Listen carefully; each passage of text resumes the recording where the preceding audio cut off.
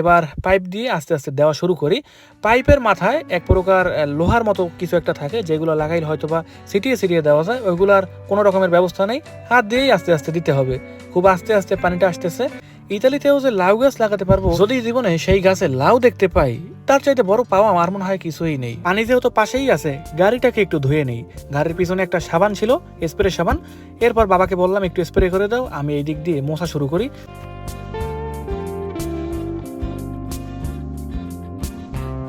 আসসালামু আলাইকুম সবাইকে, শুভ বিকাল ইতালি থেকে। কেমন আছেন সবাই? আশা করবো যে যেখানে আছেন অনেক ভালো এবং সুস্থ আছেন। আজকে বিকালের এই সূর্য যাওয়ার দৃশ্যটা খুবই সুন্দর ছিল।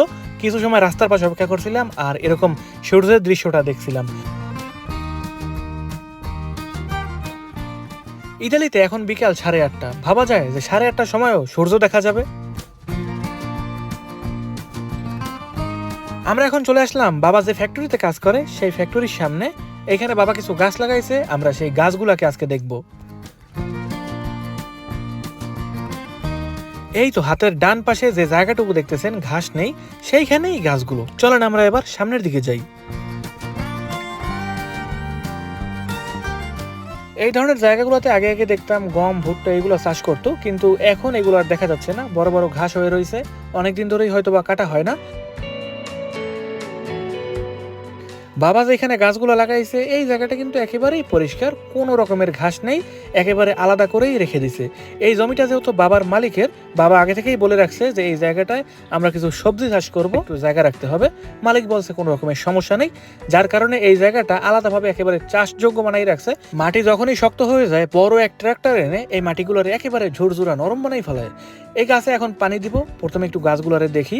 এগুলো হচ্ছে পুঁই শাক গাছ, বাংলাদেশ থেকে এই গাছের বীজগুলোরে আনছিল অনেকদিন আগে। বাবা এখানে এই গাছগুলোরে লাগাইছে, তা মনে হয় 1 মাসের কম হবে না। আলহামদুলিল্লাহ গাছগুলো এখন বেশ ভালো বড় হয়ে গেছে।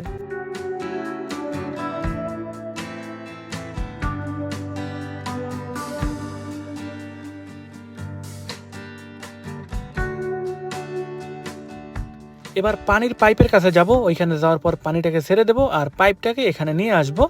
ভিতরে যাওয়া যায়, কিন্তু ভিতরে যাব না, বাইরে থেকেই পানিটাকে ছাড়া যাবে। যদি কোনো রকমের সমস্যা হয় তাহলে হয়তো ভিতর থেকে এই জিনিসটা সমাধান করা যাবে, কোনো সমস্যা নাই। আজকে যেহেতু ফ্যাক্টরি বন্ধ, যার কারণে এখানে মানুষজনের সংখ্যা খুবই কম, আর নয়তো দেখা যায় তো কি পরিমাণে মানুষ এখানে থাকে। পানি ছাড়া হয়ে গেছে, এবার পাইপ দিয়ে আস্তে আস্তে দেওয়া শুরু করি। পাইপের মাথায় এক প্রকার লোহার মতো কিছু একটা থাকে, যেগুলো লাগাইলে হয়তো বা ছিটিয়ে ছিটিয়ে দেওয়া যায়, ওইগুলার কোনো রকমের ব্যবস্থা নেই, হাত দিয়েই আস্তে আস্তে দিতে হবে। খুব আস্তে আস্তে পানিটা আসতেছে। আর একটু বাড়াইতে বললাম বাবারে যে আর একটু বাড়িয়ে দাও, তাহলে গতিটা আর একটু ভালো হবে। এবার আশা করবো যে আরো ভালো হবে। এই তো চলে আসছে পানি, এবার আস্তে আস্তে করে দেই। কয়েকদিন আগে কিন্তু ইতালিতে বৃষ্টি হয়েছিল, পানি আজকে না দিলেও হয়তো। যেহেতু অনেকদিন পরে আসলাম, দেখলাম, ভাবলাম যে একটু পানি ছিটিয়েই যাই।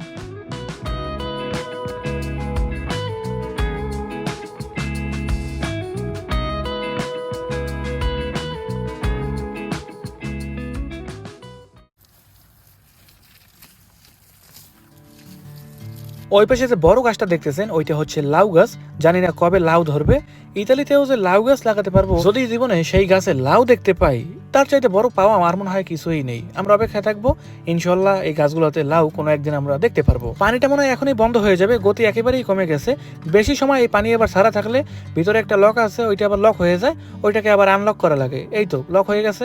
এখন আবার বাবা যাচ্ছে ভিতরে, ভিতরে যে ওইটাকে আনলক করবে, আবার পানি ছাড়বে, তারপরে আবার দিতে হবে, কিচ্ছু করার নেই।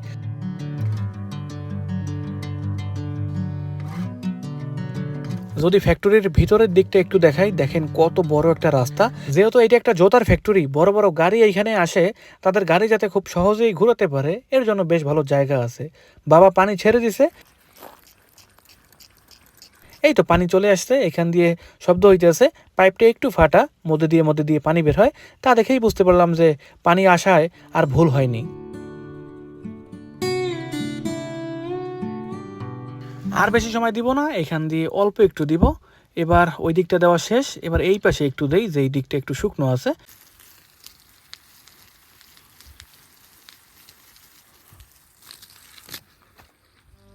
গাছে পানি দেওয়ার পর ভাবলাম পানি যেহেতু পাশেই আছে, গাড়িটাকে একটু ধুয়ে নেই। গাড়ির পিছনে একটা সাবান ছিল, স্প্রে সাবান। এরপর বাবাকে বললাম একটু স্প্রে করে দাও, আমি এই দিক দিয়ে মোছা শুরু করি। গাড়ির পিছনে একটা কাপড়ও ছিল, সম্ভবত আম্মুর একটা ওন্না, অনেকদিন আগে এখানে রাখছিল। এটা দিয়ে আজকে ঘষা মাজা শুরু করব, যে জায়গাগুলোতে একটু ময়লা আছে। গাড়ি পরিষ্কার করার জন্য অনেক রকমের সরঞ্জাম মার্কেটে পাওয়া যায়। ওই ধরনের জিনিসগুলো যদি কিনিও বাসা থেকে প্রোগ্রাম করে আর আনা হয় না। এই কারণে আজকে এখানে আসলাম, ভাবলাম যে আবার কবে আসবো, কোন দিন আসা হয় তার তো ঠিক নেই। পানি যেহেতু পাশে আছে, ধোয়া শুরু করি। পানিটাকে আস্তে করে ছেড়ে দিলাম। অনেকে বলতে পারেন যে যারা গাড়ি ধোয় তাদের কাছে কেন নেই না, তাদের ওইখানে গেলে অনেক সময় অপেক্ষা করা লাগে, তারপরে আবার 8টার পরে বন্ধ করে দেয়। আমি 8টার পরে কাজ শেষ করছি, আমার হাতে সময় একেবারেই নেই। গাড়ি কেনার পর থেকে এখন পর্যন্ত তাদের ওইখানে ধুইতে পারি নাই।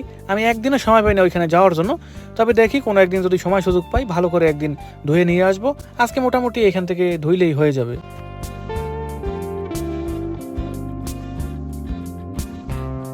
কয়েকদিন আগে গাড়িটার সাথে জঘন্য একটা কাহিনী ঘটে, আমি বুঝতেই পারিনি, তাহলে ওই জায়গায় আর গাড়ি পার্কিং করতাম না। আমাদের বাসার সামনে পার্কিং খুব একটা বেশি পাওয়া যায় না, যেহেতু মেইন রোডের পাশে সবসময় ব্যস্ত থাকে। একদিন রাত্রে 10টার সময় আসছি, কোথাও পার্কিং পাইনি। এরপরে পার্কিং করি এক বাসার পাশে। পার্কিং করার পরে কোনো রকমের সমস্যা হয়নি। পরদিন সকালবেলা গেলাম, যাওয়ার পরে গাড়ির দরজা যখনই দরজাটার উপর হাত দিলাম, আমার হাত একেবারে দরজার উপর লেগে গেল। মনে হইলো আমি কোনো কষ্টিপের উপর হাত দিয়েছি।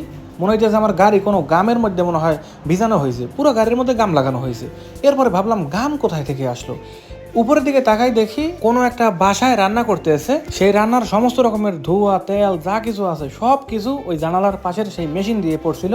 এইসব দেশে যত প্রত্যেকটা বাসার মধ্যেই এক প্রকার মেশিন থাকে, যে মেশিন দিয়ে ভিতরে যত ধোঁয়া আছে সমস্ত কিছু বাইরে নিয়ে আসে। ওই মেশিন দিয়ে সব তেল ধোঁয়া যা কিছু আছে সব গাড়ির উপরে এসে পড়ছে। একেবারে হলুদ মরিচ যা আছে সব গাড়ির উপরে। এরপর বলছি এইখানে আর রাখবো না। এই কারণেই আজকে একটু তাড়াহুড়ো করে এখানে আসছি। কোনো কিছুর মতো মানে মনেই হইতেছিল না যে গাড়ি না কি এইটা।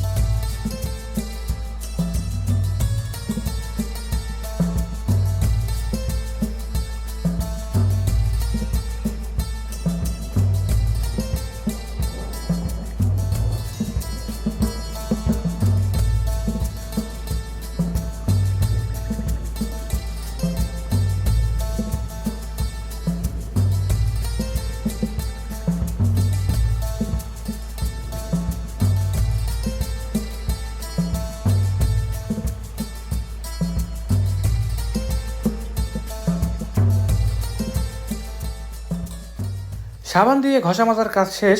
এবার সাবানগুলোরে পানি দিয়ে ধুইলেই হয়ে যাবে। বাবা বলছে যে পানি দিয়ে যত তাড়াতাড়ি কাজটা শেষ করা যায় এতই ভালো। আর নয়তো কিন্তু পানি বন্ধ হয়ে গেলে অনেক দূরে যাওয়া লাগে হাঁটতে হাঁটতে। বাবারে বললাম যে না, আর যাওয়ার দরকার নেই, খুব তাড়াতাড়ি করেই শেষ করে দেবো।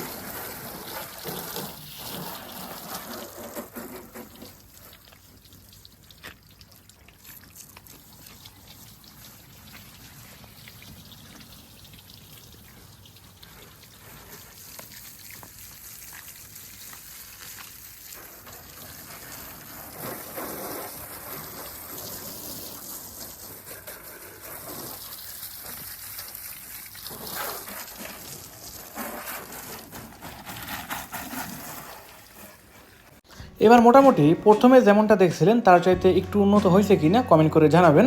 আজকের এই ভিডিওটা আর বেশি বড় করতে চাই না। ভালো থাকবেন, সুস্থ থাকবেন, নিজের খেয়াল রাখবেন, ভুল হলে ক্ষমা করবেন। বাই বাই সবাইকে, আজকের মতো এখান থেকেই।